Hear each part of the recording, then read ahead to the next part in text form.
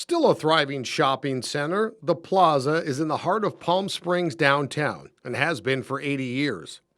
Home to some of the most popular restaurants and shops in the city, it is a destination for both visitors and locals alike.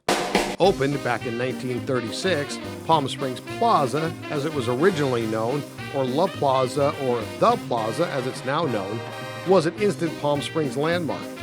Described as a large group of buildings, harmonic in scale, buoyant of color, crisp of design. The woman who built this was a prominent businesswoman from Dayton, Ohio, Julia Carnell, and she was at one time married to one of the brothers who set up National Cash Register back in the late 1800s, and the success story of that company at the time was phenomenal.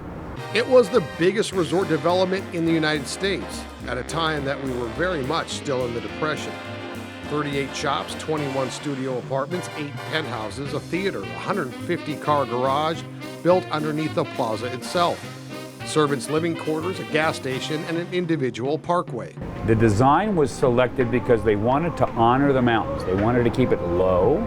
They did not want a high building. They didn't want to block the mountains. It was almost in homage to it, in respect to it, in deference to it. Part of the plaza was a large theater owned and operated by Earl Strebe. No, it's impossible. Nothing's impossible now. Send those people in the other room. I can't. Then I will. On December 12, 1936, the Plaza Theater celebrated its opening night with the world premiere of the MGM film Camille, directed by George Cukor and starring Greta Garbo, who supposedly snuck into the Palm Springs Plaza Theater, not to avoid paying for a movie ticket, but rather to avoid walking the red carpet for the world premiere. Her co-star in the film, Robert Taylor, didn't mind the limelight though. In fact, he came in with Barbara Stanwyck, who later would become his wife. And above the theater was a big ballroom. But as the big band era faded, the need for a ballroom faded as well. But shops continued to open in downtown, including Desmond's department store. And with those department stores was the need for female employees. And in keeping with the times, those female employees had to be single, and they needed a place to stay. People see this as what symbolizes the Palm Springs they know and love. It's that charming, quaint, low-scale, sort of warm space where you feel like it's a very comfortable place to mosey through. So it's always been here. The fact that you acknowledge it has always been here, you become secondary in seeing it.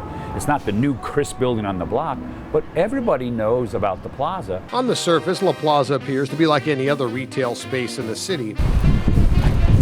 But behind the facade, behind the new shops and restaurants, lies some of Palm Springs' oldest secrets.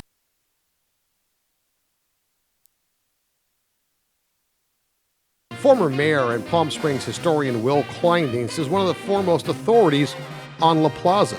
He told us about the bungalows, the dance hall, the hidden garage, and the long-abandoned chauffeurs' quarters hidden in plain sight in the heart of downtown.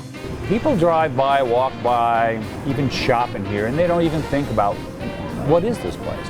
What's its significance?